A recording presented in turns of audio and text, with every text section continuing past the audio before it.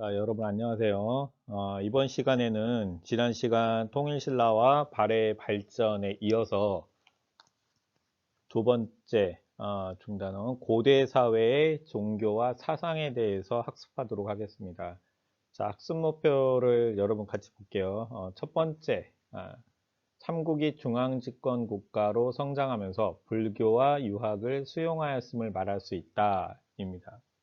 자, 교과서를 같이 준비하고 선생님 강의를 같이 본문 내용과 대조하면서 보도록 하겠습니다. 자, 주제 열기. 여기에 있는 글상이 무엇인지 여러분들은 많이 보았기 때문에 알 텐데, 이거는 경주 석굴암에 있는 본조물상입니다. 자, 왜 이걸 보여주었느냐? 우리 지난번 학습한 내용에서 연맹체 국가로 출발한 삼국이 시간이 지나면서 점차 중앙집권 국가가 되어간다 라는 것에 대해서 우리가 배웠는데, 이 중앙집권이 되면서 나타난 특징 중에 하나, 자, 종교와 관련이 있죠. 네, 여러분이 한번 답해 볼까요? 네, 맞습니다. 초기에 여러 가지 이 전통 신앙 또는 이 부족의 고유 종교에서 이 왕이 왕권을 강화하면서 국민의 이 정신적 통합 그리고 왕권을 강화하기 위해 이 불교라는 외래 종교를 국가적으로 수용을 하게 됩니다. 그래서 신라도 통일한 이후에 왕권이 그 전보다 더 훨씬 강화되면서 이제 중앙집권 국가 체제가 기틀이 확실하게 잡혀가는데, 그걸 상징하는 게 이 경주 석굴암입니다. 자, 그럼 먼저 첫 번째, 종교와 사상은 고대 사회에 어떤 영향을 주었을까? 이 첫 번째 주제는 이 천신신앙인데, 우리 삼국이 불교라는 외래 종교를 수용하기 전에는 고유의 천신신앙이 있었습니다. 이 천신신앙이 무엇이냐면 하늘에서 내려온 신성한 존재가 나라를 세웠다라는 것입니다. 그래서 초기 국가의 군장 또는 왕들을 보면 이 신화 속의 시조들이 군주와 하늘의 제사를 지내는 제사장을 겸임하면서 이 제천 행사를 주관하게 되는데, 이 초기 국가의 건국 신화, 자, 표에 있는 것을 이렇게 좀 자세히 볼게요. 건국 시조들은 고조선엔 단군, 고구려에서는 주몽, 신라는 혁거세, 금관가에는 수로왕이 있습니다. 자, 그러면 여기에서 밑에 공통점, 선생님이 밑에 네모표의 빈칸에 공통점이라고 해놨는데, 여러분들이 이러한 삼국의 건국 신화에서 알 수 있는 공통점이 무엇일까요? 자, 한번 볼까요? 자, 그것은 천선의 자손임을 내세우며 선민의식을 강조한다라는 것입니다. 자, 신라의 예를 통해서 한번 보겠습니다. 신라의 건국 이야기에 나타난 선민의식을 보면, 신라의 시조는 성이 박이고 이름이 혁거세이다. 자, 고어촌장 서벌공이 양산 기슭을 바라보다가 나정 근처 숲속에서 말이 울고 있어서 가보니 문득 말은 보이지 않고 단지 큰 알만 있는데 그 속에서 어린아이가 나와 거두어 길렀다. 자, 나이가 10여 세에 이르자 영리하고 지혜로움이 어른스러웠고 육부 사람이 출생이 신비하고 기이하여 그를 임금으로 세웠다. 자, 삼국사기의 기록이죠. 자, 이 기록을 통해서 보면 이 신라의 시조는 보통 인간과 다르다. 자, 뭔가 특별한 인간이며 이런 특별한 사람이 이 국가를 지배하는 최고 통치자가 되었다라는 것입니다. 그래서 여기서 선민의식이 잘 드러나 있죠.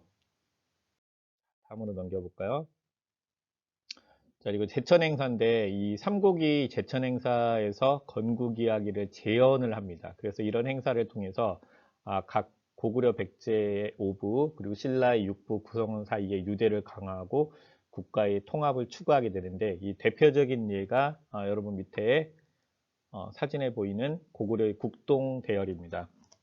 자, 교과서 역사 산책 한번 같이 눈으로 본문 내용을 보겠습니다. 자, 고구려에서는 해마다 10월에 동맹이라는 제천 행사를 열었는데, 이 기간 동안 국동 계열에서 물의 신 하백의 딸을 맞이하여 제사를 지냈고, 자, 이것을 수열제라고 하는데, 이는 물의 신 하백의 딸이 햇빛을 받아 임신한 후 주몽을 낳았다는 고구려의 건국 이야기를 제사 의식으로 재현한 것입니다. 자, 이걸 보면 고구려의 왕은 건국 이야기를 재현한 수열제와 제천행사인 동맹을 주관하면서 왕실의 권위를 높이면서 오부 연맹체의 통합을 강화한 것이다라는 것을 여러분들이 기억을 해두면 좋을 것 같습니다. 다음에 넘어가 보겠습니다. 사료 읽기인데 삼국지에 보이는 부여의 제천행사이죠. 자, 부여의 제천행사를 연구라고 하는데 이 초기 국가에서 제천행사는 어떤 것들이 있을까? 자, 한번 보겠습니다. 자, 먼저 부여에서는 연구가 있고요. 고구려는 동맹, 자, 그리고 동해는 무천, 삼한에서는 계절제라고 합니다. 다음 두 번째. 자, 그러면 이제 초기의 어떤 우리 고유 신앙을 이제 넘어가서 이 불교를 받아들이는 단계인데 이 불교를 수용하는 단계를 보면 이 삼국이 중앙집권 국가로 성장하면서 국민들의 정신적 통합을 모색하기 위해서이다. 그래서 첫 번째 고구려는 소스리망 때, 백제는 침류왕 때, 신라는 법흥왕 때 2차돈의 순교를 통해서 정식으로 공인이 되게 됩니다.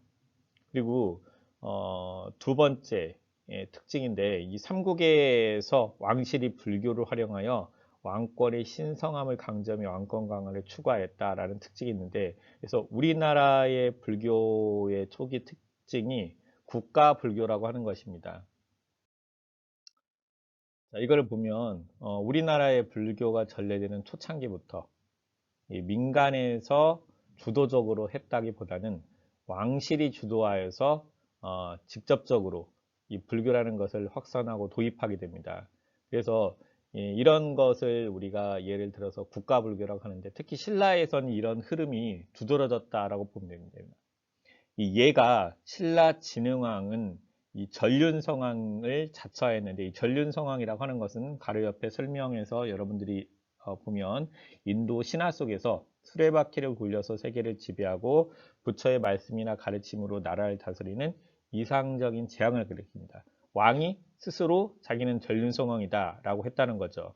그리고 신라의 진평왕은 왕즉불 사상을 통해 왕실의 신성함을 강조했는데 이 진평왕은 자기 자신의 이름을 석가모니의 아버지 이름을 따서 백정으로 그리고 부인은 석가모니의 어머니의 이름을 딴 마야 부인이라고 했습니다. 자, 이것은 왜 그러냐? 신라 왕실이 즉 석가모니 즉 부처의 환생임을 주장하면서 우리 왕실은 뭔가 신성한 존재다라는 것을 드러내기 위했다라는 것을 여러분들이 알 수 있습니다. 자, 그러면 이 불교에서 승려의 역할은 무엇이냐? 이 승려라고 하는 존재는 국왕에게 조언을 하거나 또는 나라의 평화를 기원하는 여러 가지 불교 행사를 주관하게 됩니다. 그래서 이 불교의 사상 중에 이제 중요한 게 이 윤회 사상하고 업보 사상인데 이것이 유행하게 되는데 윤회라고 하는 것은 모든 생명은 삶이 반복된다라는 것이고 이 업보 사상이라고 하는 것은 현세 즉 지금의 지위 자신의 신분이 이 전생에서 쌓은 자기의 선악의 결과이기 때문에 지금 현재에 있어서의 자기 신분을 그대로 인정하고 받아들여야 된다라는 것입니다. 자, 이것이 가리키는 것은 어떤 신분에게 유리할까요? 고대에 있어서 신분은 왕, 귀족, 지배층, 그리고 평민과 노비 계층이 있는 이 피지배 계층인데 이러한 이 불교의 사상은 그렇죠. 지배층에게 훨씬 유리한, 즉 자신들의 신분을 정당화시키는 근거가 되겠죠. 자, 그리고 세 번째, 자, 29페이지. 불로장생을 꿈꾸는 신선사상 유행인데, 이제 도교죠. 먼저 이 도교라고 하는 종교의 정의를 살펴보면, 신선사상을 기반으로 해서 노장사상, 그리고 유교, 불교의 여러 신앙 요소들이 받아들여서 형성된 종교를 우리가 도교라고 합니다. 그래서 삼국에서 이 도교의 유행을 많이 유행했다라는 것을 우리가 살펴보면 먼저 고구려에서는 고구려의 고분벽화에 보면 다양한 신선들의 모습과 죽은 사람의 사후 세계를 지켜주는 청룡, 백호, 주작, 현무. 자, 이런 것을 우리가 사신도라고 하는데 이런 사신도의 벽화를 통해서 도교가 믿어졌음을 우리가 추측을 해볼 수가 있습니다. 그래서 밑에 있는 그림이 이 사신도 중에 즉 현무를 그린 그림입니다. 예, 잘 봐두시기 바랍니다. 자, 그리고 고구려에서 시기가 지나서 이제 7세기 연개소문 시기에 들어가면 도교를 이제 훨씬 진흥을 하게 되는데 연개소문 자신은 본인의 정권 기반을 안정시키기 위해서 기존의 귀족 세력 왕실과 연결되는 불교를 억압하고 즉 도교를 의도적으로 진흥을 하게 됩니다. 그리고 백제와 신라에서는 도교가 유행했다는 사례를 어떤 것을 통해서 우리가 알아볼 수 있냐. 먼저 백제 금동대학로. 오른쪽 밑에 보이는 게 여기 금동대학로입니다. 그리고 그 왼쪽에 보이는 게 산수무늬 벽돌이죠. 그리고 신라에서는 화랑도인데 이 밑에 하이라이트 친 부분을 보겠습니다. 화랑도라고 하는 것은 이름 있는 산과 큰 강을 찾아다니면서 돌을 닦고 무예를 익히며 노래와 음악을 즐기는데 이때 여기에서 화랑을 국선 그리고 화랑도를 풍류도라고 했는데 여기에서 국선, 풍류 등은 모두 신선 사상에서 유래된 것입니다. 따라서 신라에서도 도교가 유행했다라는 것을 우리가 알 수가 있겠죠.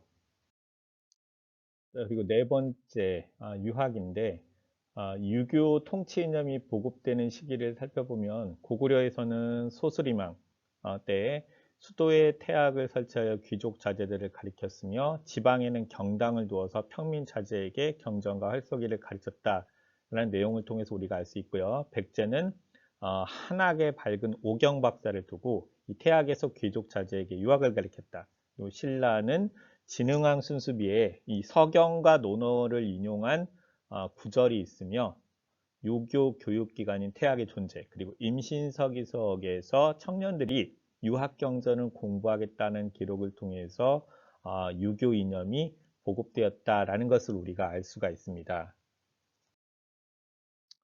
그리고 다섯 번째 역사서의 편찬인데 이 역사서는 삼국이 중앙집권 국가로 이제 성장해 가는 과정에서 유교적인 통치 이념을 바탕을 하고 역사서를 편찬하게 됩니다. 자, 고구려에서는 여러분이 기억할 게 유기와 신집, 그리고 백제는 서기, 그리고 신라는 국사입니다. 그래서 이 신라의 이 국사 편찬 과정을 보면은 신라의 이사부가 이 국사 편찬을 건의하면서 왜 이 국사를 편찬하느냐? 나라의 역사는 임금과 신하의 선악을 기록하여 잘잘못을 만대해 보이는 것이다 라고 이렇게 이야기를 했습니다. 자, 이걸 통해 보면 삼국의 역사서는 유교적인 이념에 따라서 왕실의 어떤 존엄성을 내세우고 국가의 권위를 높이는 내용이었다라는 것을 우리가 짐작할 수 있겠죠. 자, 마지막 이제 역량 키우기. 자, 여러분이 아는 용어이다 한번 V 표시를 해보고 자, 모른다면 앞에 본문에서 다시 한번 읽어보시기 바랍니다. 자, 그리고 신선사상과 관련된 삼국의 문화에서는 어떤 것이 있을까요? 자, 한번 생각해 볼까요? 네. 고구려의 고분벽화, 예, 사신도가 있죠. 그리고 백제 금동대학로와 산소운이 벽돌이 있죠. 그리고 삼국에서 불교가 왕실을 중심으로 수용된 까닭. 자, 불교를 통해서 사회를 통합하고 왕실의 신성함을 강조하며 왕권을 사상적으로 뒷받침하기 위해서다. 이죠. 자, 그러면 여기에서 오늘 수업을 마치고요. 꼭 중요한 거. 자, 수업이 끝났어도 제일 기본이 뭐냐? 자, 교과서의 내용이죠. 교과서를 꼼꼼히 읽어보고 의미를 여러분들이 잘 모르는 단어나 내용들은 읽어보고 반드시 이해할 수 있도록 넘어가기 바랍니다. 자, 그럼 여기서 수업을 마치고 다음 시간에 보겠습니다. 수고하셨습니다.